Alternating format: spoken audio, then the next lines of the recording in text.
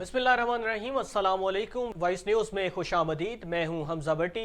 शहर शहर की खबरों का बाकायदा आगाज़ करें और आपको बताएं कि गुज्जर खान में न्यू मेट्रो सिटी का काम तेज़ी से जारी है।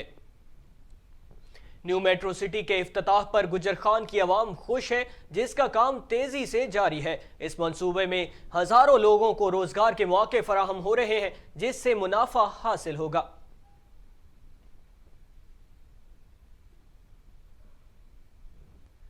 आपको बताएं कि 7 लाख से ज्यादा की आबादी पर मुश्तमिल मुल्तान की सबसे बड़ी तहसील जलालपुर पीरवाला आज की जदीद दौर में भी कॉमर्स कॉलेज से महरूम है। तलबा दीगर शहरों में जाकर तालीम हासिल करने पर मजबूर है।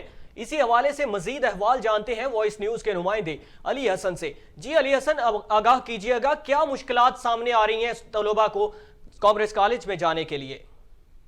जी बिल्कुल, इस वक्त मैं मौजूद हूँ मुल्तान की सबसे बड़ी तहसील जलालपुर पीरवाला में, जो कि 7 लाख से ज़ायद की आबादी पर मुश्तमिल तहसील है। इस तहसील में आज के दौरे जदीद में भी जो है कॉमर्स कॉलेज का क़याम जो है वो अमल में नहीं हो सका।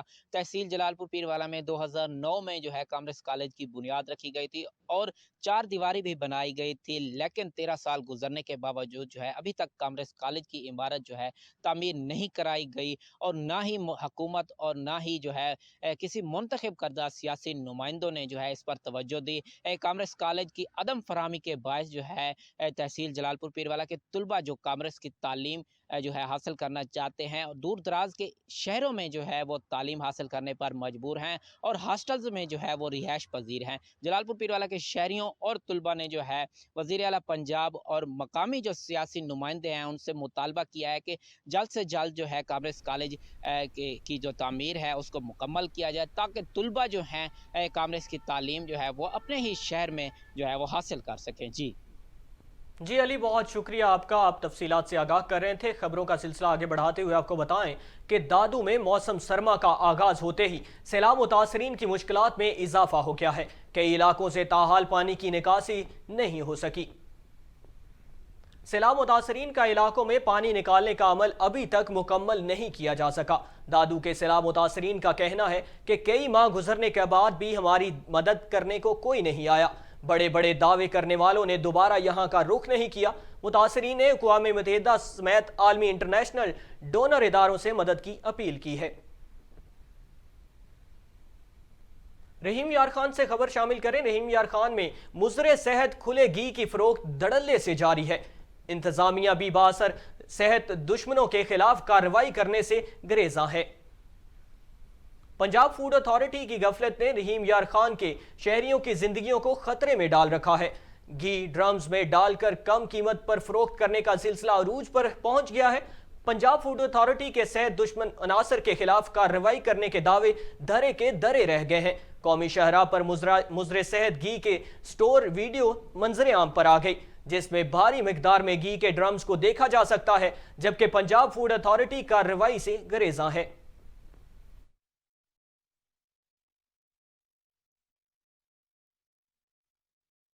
मानावाला से खबर शामिल करें। मानावाला में चिकन आम शहरियों की कुव्वत खरीद से बाहर हो गया है।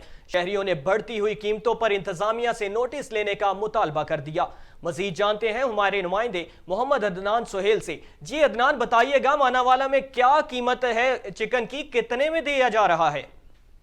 जी बिल्कुल ऐसा ही है। मानावाला में भी जो ब्लैलर गोश्त की कीमतें हैं वो आसमानों से बातें कर रही हैं। मानावाला में जो ब्लैलर गोश्त है वो 410 से 425 रुपये फ़ी किलो के हिसाब से फ़रोख्त हो रहा है, जिसकी वजह से जो गरीब आम तबका है वो शदीद मुश्किलात का सामना उसको करना पड़ रहा है। इसी हवाले से मेरे साथ एक ख़रीदार भी मौजूद हैं, हम उनसे भी जान लेते हैं कि उसका इस बारे में क्या कहना है। जी बताइएगा सर, ये आपका क्या कहना है?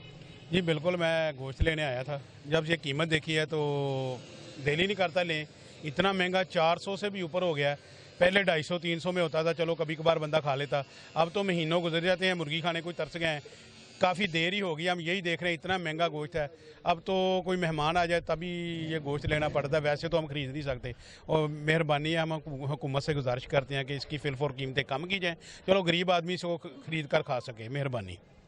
जी बिल्कुल, इनका कहना था जो ब्लैलर गोश्त की कीमतें हैं वो हमारी पहुंच से बहुत दूर हैं। यहाँ इन्होंने शहरियों ने अरबाब अख्तियार और डीसी शेखपुरा से मुतालबा किया है खुदारा मानावाला में जो ब्लैलर की गोश्त की कीमतें बढ़ रही हैं इस पर फिलफौर कमी की जाए, ताकि हम गरीब आदमी भी जो बआसानी ख़रीद कर खा सके। जी जी अदनान, बहुत शुक्रिया आपका, आप तफसीलात से आगाह कर रहे थे। मुस्तफ़ाबाद से खबर शामिल करें। मुस्तफ़ाबाद में जगह जगह लगे गंदगी के ढेरों ने रहायशियों का जीना मुश्किल कर रखा है। कूड़ा करकट और गोबर की वजह से मच्छरों और मक्खियों की बहुतात है। शहर भर में पड़े कूड़ा करकट और गोबर के ढेरों की वजह से मच्छरों और अफजाइश नस्ल हो रही है। सफाई की नाक़िस सूरत हाल और अदम तवज्जो की वजह से शहरी शदीद अजियत में है। शहरियों का कहना है कि तमाम सूरत हाल जिले इंतजामिया के नोटिस में लाने के बाद भी किसी किस्म का ठोस कदम नहीं उठाया गया। कूड़ा करकट और गोबर से उठने वाला ताफुन से बीमारियां फैल रही हैं। पाकिस्तान तहरीक इंसाफ वजीराबाद के मकामी क़यादत ने महंगाई के खिलाफ रैली निकाली। मजीद अहवाल जानते हैं अकील अहमद खान लोधी की इस रिपोर्ट में।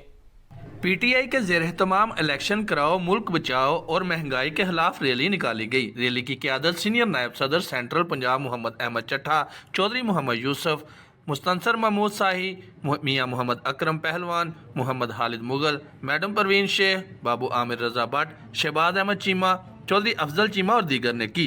रैली के शुरका ने इम्पोर्टेड हुकूमत के खिलाफ नारेबाजी की। रैली से खिताब करते हुए मोहम्मद अहमद चट्ठा ने कहा कि महंगाई ख़त्म करने के लिए आने वालों ने गरीबों का खात्मा शुरू कर दिया है। पीडीएम का टोला साजिश के तहत अपने केसेस ख़त्म करने के लिए इक़्तिदार में आया। अवाम करप्ट माफिया को जान चुके हैं और वो इमरान खान की आवाज़ पर लब्बैक कह रहे हैं। रैली के शुरका ने इम्पोर्टेड हुकूमत के खिलाफ शदीद नारेबाजी की। रैली में मोटरसाइकिलों और कारों पर शहरियों ने कसीर तादाद में शिरकत की। कारकुनान ने कहा कि करप्ट टोले को घर बेचकर दम लेंगे। बनू का रुख करें। बनू का रवायती खाना बनूवाल पेंडा जो जायका और लज्जत में अपनी मिसाल आप है। यह पकवान होटलों के अलावा देहातों में शादी ब्याह और दूसरी तकरीबात में भी तैयार किया जाता है। बनू से फिदा मोहम्मद खान इस वक्त हमारे साथ मौजूद है। जी फिदा, बताइएगा ये बनूवाल पेंडवाल किस तरह से बनता है और इसका क्या मजा है, लोग किस तरह से खाते हैं इसको? जी बिल्कुल, बात अगर की जाए रिवायती खानों की तो बन्नू में एक रिवायती खाना तैयार होता है जिसे हम अपनी यहाँ पर मकामी ज़बान में बनूवाल पेंडा कहते हैं। ये पेंडा किस तरह बनता है इस बारे में होटल वालों से हमारी बातचीत हुई है। उनका जो मकामी लहजा है उसकी वजह से हमने पहले ही इनसे बात कर ली है कि किस तरह पकाया जाता है। इसके लिए पहले तड़का लगाया जाता है प्याज और घी का, फिर उसमें टमाटर और हस्बे ज़ायका जो जो चीज़ें आप इस्तेमाल करना चाहते हैं वो उसमें डाली जाती हैं और उसमें गोश्त भी डाला जाता है, कभी कभी दाल भी मिक्स की जाती है। फिर जब इसका सालन तैयार होता है तो उस सालन के लिए रोटी को के छोटे छोटे टुकड़े किए जाते हैं, एक बर्तन में डाले जाते हैं, उस पे वो सालन डाल के और गोश्त वगैरह उसकी डिज़ाइनिंग करके वो लोगों को पेश करते हैं। होटल में काफ़ी लोगों की तादाद आई हुई है इस रिवायती पेंडा को खाने के लिए। आइए इनसे भी बात करते हैं कि ये किस तरह का रिवायती खाना है और किन किन मौक़ों पर ये लोग खाते हैं। जी, ये किस तरह का खाना है और किन किन मौक़ों पर आप इसको खाते हैं, इस्तेमाल करते हैं? फ़िदा हम इसको पश्तो में पेंडा कहते हैं और इसका जायका भी मुख्तलिफ है। हमारे जो मेहमान आते हैं हम उसके लिए भी पेंडे का बंदोबस्त करते हैं और हमारे इलाके में ये रिवाज भी है कि मुहतरम मेहमानों के लिए हम पेंडा बनाते हैं और जो लोग खाते हैं ये बार बार आजमाइश करते हैं। जब आते हैं हमारे पास तो वो कहते हैं कि यार आप वो पहले दफ़ा हमने जो खाया था आप क्या कहते हो उससे पेंडा, हम कहते हैं पेंडा, अगर दोबारा आप वो बनाए तो। अच्छा, शादी ब्याह के मौक़ों पर या दूसरी जो तकारीब होती है उसमें भी ये अक्सर ये पेंडा हम लोगों को खिलाते हैं और हम बनाते हैं। इसका खानों से जायका भी मुख्तलिफ है और आज हम लगे हुए हैं, मनी साहब बैठे, डॉक्टर साहब भी बैठे हुए, बड़ा अच्छे तरीके से बना है, बड़ा यार हमने ये भी सुना है कि इसमें बरकत होती है, बरकत वाला। हाँ, ये भी हमने उलमा से सुना है, ये सुन्नत है, इसमें बरकत भी है, ये भी हमने सुना है। माशाल्लाह बड़ा ज़बरदस्त जायका है और मैं इसके बारे में क्या कहूँगा। ठीक है जी, शुक्रिया जी। आपने सुना यहाँ पर लोग इसकी काफ़ी तारीफ़ करते हैं और ये कहते हैं कि ये पेंडा बनवाल पेंडा जो है ये एक बार जब कोई खाता है तो बार बार उसकी फरमाइश करता है। और होटलों के अलावा ये मकामी तौर पर भी गांव में जो देहाती इलाके उसमें भी ये बनाया जाता है और ये ख़ास मौक़ों पर जैसे शादी ब्याह का मौका होता है या कुछ तकरीबात वगैरह होती हैं या बहुत सारे मेहमान आ जाते हैं तो उसके लिए पेंडा तैयार किया जाता है। जी जी बहुत शुक्रिया फिदा मोहम्मद खान, आप बनूवाल पेंडा के हवाले से तफसीलात से आगाह कर रहे थे। अब आपको बताएं कि पंजाब फूड अथॉरिटी ने तमाम तालीमी इदारों में मयारी अशिया फराहम करने की मुहिम जारी कर दी। डिप्टी डायरेक्टर ऑपरेशंस डॉक्टर लाला रुख की सरबराही में खुशाब में स्कूल कॉलेजेस की कैंटीन्स की चेकिंग की गई। सफाई के नाकिस इंतजाम, खुले मसालाजात के इस्तेमाल और किचन एरिया में सिगरेट नोशी करने पर भारी जुर्माने आयद किए गए, जबकि चंद इदारों को वार्निंग नोटिस जारी कर दिए गए।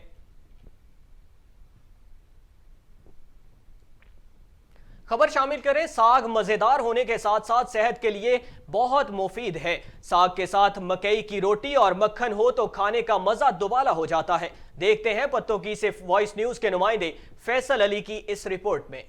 सर्दियों का मौसम शुरू हो चुका है और दूसरी तरफ सरसों का साग, सरसों की फसल पककर तैयार हो चुकी है।